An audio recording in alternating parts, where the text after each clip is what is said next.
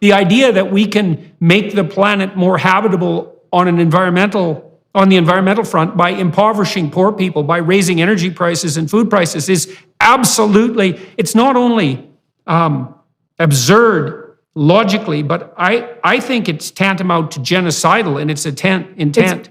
It's really appalling. It creates grave danger. What I worry about on our side of the spectrum is that we only talk in dollars and cents, and we don't address this environmental piece. This is the emotional piece that everybody cares about. I mean, I was born in 71. The first Earth Day was 1970. So I grew up surrounded by that environmental messaging. And I think we have ceded the ground to the extremists like Extinction Rebellion, and we haven't elevated the more moderate environmental voices. And that to me is going to be my big challenge, is that I want people to understand that yes, we can provide energy security, yes, we can address issues of affordability, and we can do it in a way that is going to be the most environmentally responsible, bar none, looking at all of the other options and all of the other producers around the world. That is going to be, I think, our big communication challenge. But I think that's the way that we start building those allies that you're talking about in Europe. Yeah, well, it would be great for conservatives in Canada, and I would say across the world, to reach out to people like Schellenberger and Lomberg, perhaps above all else, because they have extraordinarily well thought out arguments on the environmental front, and also are astute economically. And that's a rare combination. And the conservatives have erred tremendously, and the central liberals as well, the middle of the road liberals, by letting the radicals take the moral upper hand on the environment front. And their story, you look at what's going to happen in Europe and around the world, likely this winter, as we put tremendous stress on poor people by jacking up energy and food prices, is all that's going to be disastrous for the planet. In the terms that the environmentalists themselves hypothetically hold dear. The idea that we can make the planet more habitable on the environmental front by impoverishing poor people, by raising energy prices and food prices is absolutely, it's not only absurd logically, but I think it's tantamount to genocidal in its intent. It's really appalling. It creates grave danger for those who are on fixed income going into an environment, especially in our northern climates, January, February, March, April. It's dangerous not to have reliable power, not to be able to have reliable home heating.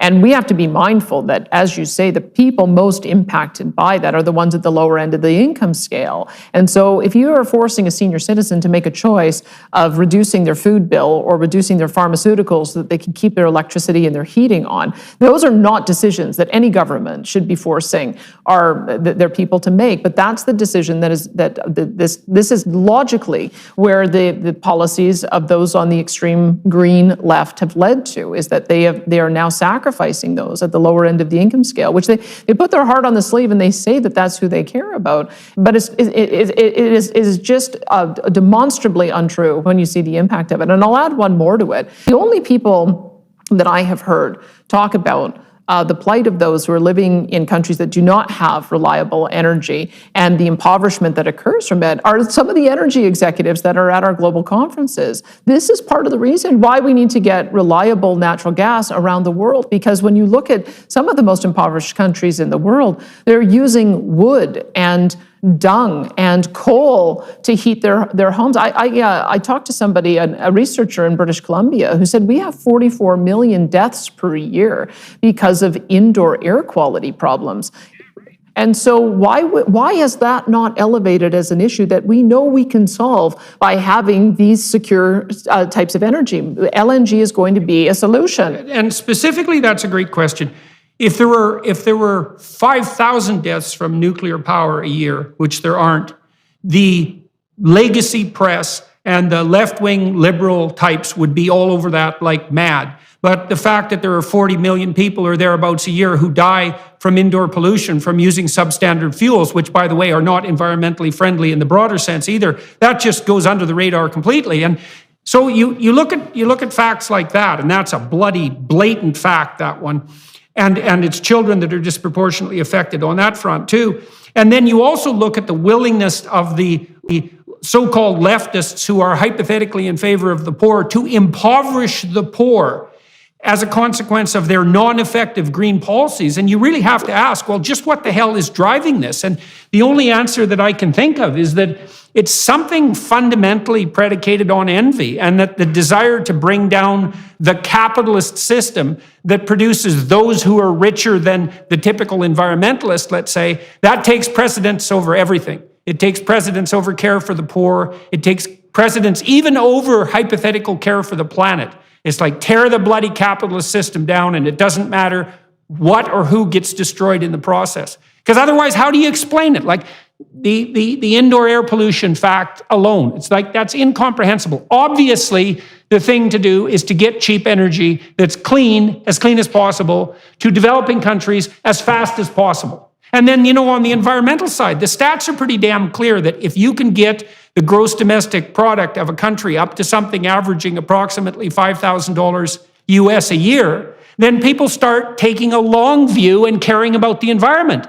And so it's quite obvious that if we did everything we could to eradicate absolute poverty, mostly by driving energy prices down, then we could get people off of their reliance on those primitive biofuels that poison them and poison the planet and denude the territory, and we could get them caring about the environment.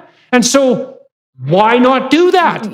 Okay, now do you want to become Premier of Alberta? Because this is exactly the points that I want to see made on the international stage.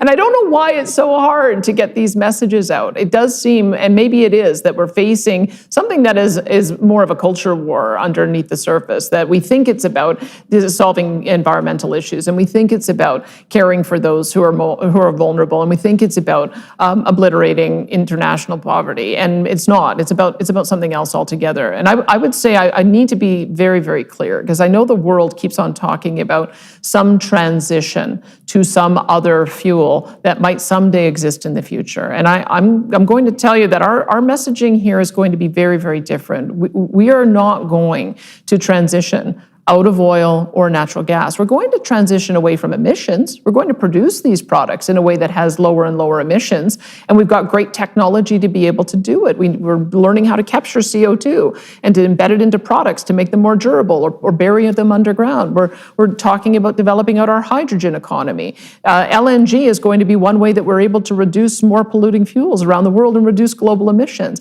But when you start doing all of these things, one of the things I don't think is well understood is that out of a barrel of oil comes about 6,000 different products. And not all of them are combustion, about 70% of them aren't. We've got lubricants and plastics and building material, asphalt. So even the enthusiasts of zero-emission vehicles, they're going to need roads to drive them on, which means that we are going to need to produce bitumen. And if we can produce bitumen with lower and lower emissions, then this is a win for everybody. This is a win for the environment, it's a win for the economy, it's a win for affordability, it's even a win for the environmentalists, though they don't realize this. And so we need to get away from any notion that these fuels are going to be kept in the ground. I think it's as ludicrous to talk about phasing out oil and natural gas as it is ludicrous to talk about phasing out concrete or phasing out steel. We are increasingly using our base products for construction materials, for plastics, and we are always going to need to have those. And as Michael Schellenberger has pointed out again quite brilliantly,